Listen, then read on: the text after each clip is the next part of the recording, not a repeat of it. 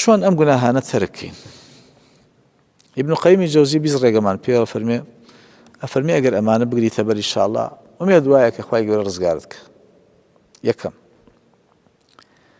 تا ئەتوانی خوا زۆر بە گەورە و مەزن و بزانە زۆر ڕێزی لێ بگرە، زۆر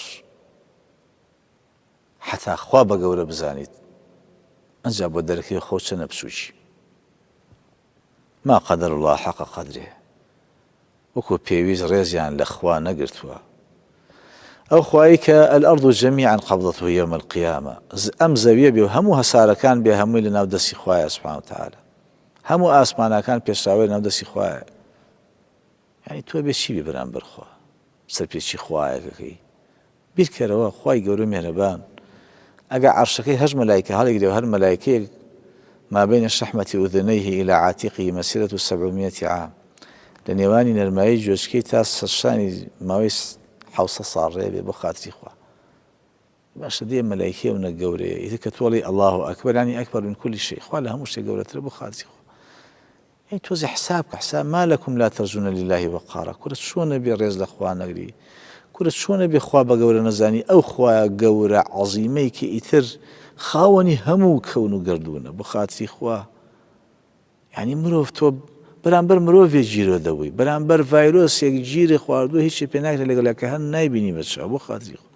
یعنی چۆن حساب بۆ ڤایرۆسەکەی حساب بۆ خوا ناکەی سوبحانه وتعالى. لەبەرەوە هەش کات گەیشتەوە ئاسی کە بەڕاستی خوا بە گەورە مەزن بناسی و بزانیت و بەڕاستی حسابی بۆ بکەیت، دڵنیا بە ئەو کاتەی تر ئەزانی کە گوناه و تاوان بەرامبەر چێ ئەنجام بداوە. لەبەرەوە ما لەکم لا تعظمون الله حق عظمته، وەکو ابن عباس فەرمێ لە تەفسیری ئەوەیە بۆ ڕێز و گەورەی خوا وەکو پێویست ڕاناگرن. ئیمامی قورتوبی فەرمێ ئین خۆ بیرکەرە خۆ پێت ئەڵێ خەلەقەکم ئەطوارا، خوای گەورە چین بە چین ئێوەی هێناوە تا هێناوتنە دنیاوە. فمن فعل هذا وقدر عليه فهو أحق أن تعظم، ئەو خوای کە ئێوەی بەم شێوەی هێناوەتە دنیاوە.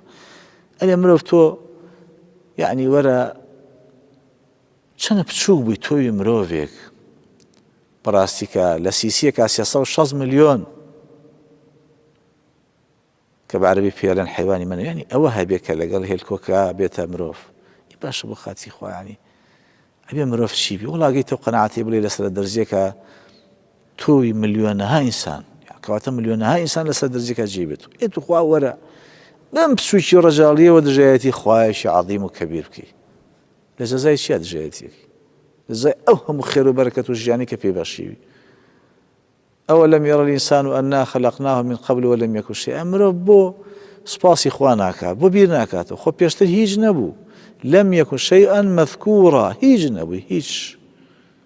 خوا توی کردە هیچ، لە هیچەوە توی کردە مرۆڤ، لە مرۆڤەوە توی کردە مسلمان، لە مسلمانەوە ألم أجعل لك سمعا وبصرا، چاوی پێی گوێی پێی ئەندامی لاشەکانی پێدای. أسبغ عليكم نعمه ظاهرة وباطنة، هەموو نیعمەتەکانی پێدای بەخوا. زۆر نیعمەت هەیە بڕوا کە تۆ نایناسی هەتا نەگاتە کاتی خۆی و بواری خۆی ئەنجاڵی من لە چ نیعمەتێکا بووم بە خۆم نەزانیوە. باشە بەرامبەر ئەم هەموو چاکەی خوا ئەکرێت تۆ سەرپێچی بکەی، گوناه بکەی، ڕێزی نەگری. تۆ بەخوایەکی چاکە لەگەڵا کە ڕێز و قەدر و گەورەیەکی تایبەتی هەیە لە دڵتا بۆ چووکە چاکەکار بۆ بەرامبەر. خوای گەورە بۆ هەموو چاکەوە بەخوا زۆر زۆر پێویستە کە ئێمە بە گەورەی بزانین و ڕێزی لێ بگرین.